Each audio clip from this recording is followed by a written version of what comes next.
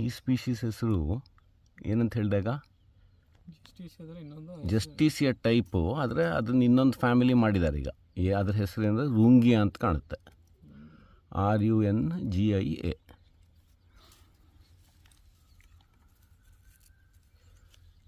ಇದು ಮಲೆನಾಡು ಪ್ರದೇಶದಲ್ಲಿ ಬರೋದೊಂದು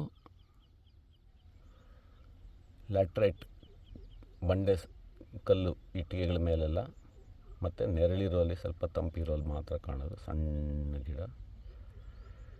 ಅದು ಯಾವ ರುಂಗಿಯಾ ಅಂತ ಹುಡುಕ್ಬೇಕು ಐಡೆಂಟಿಟಿ ನೋಡಿ. ಬಟ್ ರುಂಗಿಯಾ ಸ್ಪೀಷೀಸ್ ನಂಗೆ ಗೊತ್ತಿದ್ದಂಗೆ.